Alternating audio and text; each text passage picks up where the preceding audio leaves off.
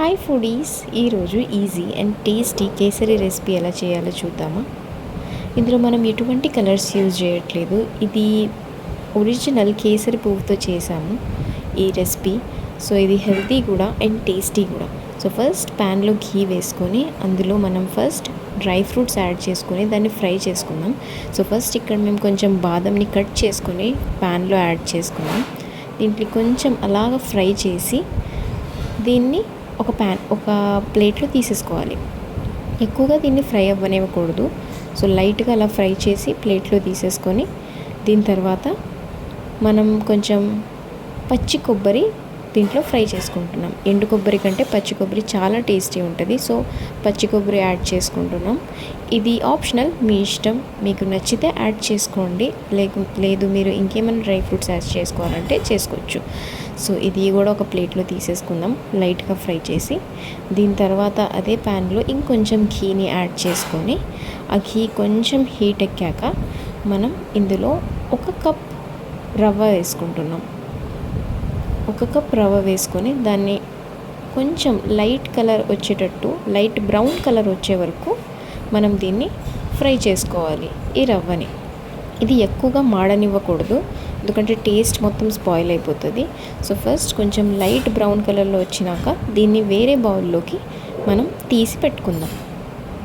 ఇలా చూపించిన విధంగా ఈ కలర్లో ఈ రవ్వ అనేది ఉండాలి.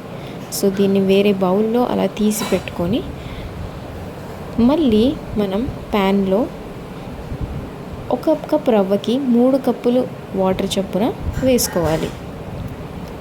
సో ఇలా వాటర్ వేసుకొని దీంట్లో మనము కొంచెం ఇలాచీ, ఇంకా ఇప్పుడు ఒరిజినల్ థింగ్ కేసరి పువ్వు, ఇది రియల్ కేసరి పువ్వు, ఇది యాడ్ చేసుకుందాం దీంట్లో.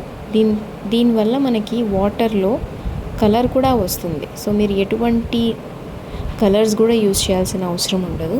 సో ఇలా దీన్ని యాడ్ చేసి కొంచెం అలా వాటర్ మరిగినప్పుడు మనము ఇందాక ఫ్రై చేసి పెట్టుకునే రవ్వ కన్నా ముందు కొంచెం చక్కెర వేసుకోవాలి. ఆ రవ్వకి సరిపడా, ఒక కప్పు రవ్వకి సగం కప్పు కంటే ఇంకొంచెం తక్కువ చక్కెర వేసుకోవాలి. తర్వాత ఇందాక మనం ఫ్రై చేసుకున్న రవ్వని ఇందులో యాడ్ చేసుకోవాలి. యాడ్ చేసుకున్నాక దీన్ని మనం కొంచెం అలా స్పూన్తో మిక్స్ చేసుకోవాలి. ఇలా మిక్స్ చేస్తూ ఉండగా ఒక 3 to 4 మినిట్స్లో రవ్వ కొంచెం దగ్గర పడుతూ ఉంటుంది. కన్సిస్టెన్సీ చెక్ చేసుకొని ఇంకా కొంచెం సేపు ఈ రవ్వని ఫ్రై చేస్తూ ఉండాలి.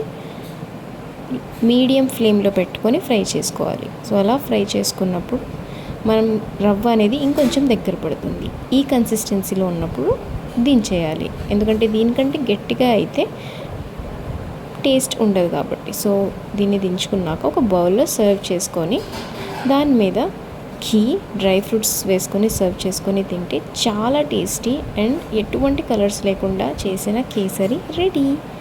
సో ఖచ్చితంగా మీరు కూడా ఇది ట్రై చేసుకోండి ఇంట్లో, అండ్ ఖచ్చితంగా కామెంట్స్లో మెన్షన్ చేయండి మీకు ఈ రెసిపీ ఎలా నచ్చిందో. చాలా ఈజీ అండ్ చాలా టేస్టీ కూడా. అండ్ ఖచ్చితంగా మా అకౌంట్ని సబ్స్క్రైబ్ చేయడం మర్చిపోకండి ప్లీజ్. అండ్ ఇంకా మీకు ఎటువంటి రెసిపీస్ కావాలో అది కూడా ఖచ్చితంగా మా కామెంట్ సెక్షన్లో మెన్షన్ చేయండి. నేను ఖచ్చితంగా అవి అప్లోడ్ చేసి మీకు చూపిస్తాను. Thank you foodies, bye. ఇంకో విషయం అండి, ఖచ్చితంగా లైక్, షేర్, సబ్స్క్రైబ్ మర్చిపోకండి. బాయ్.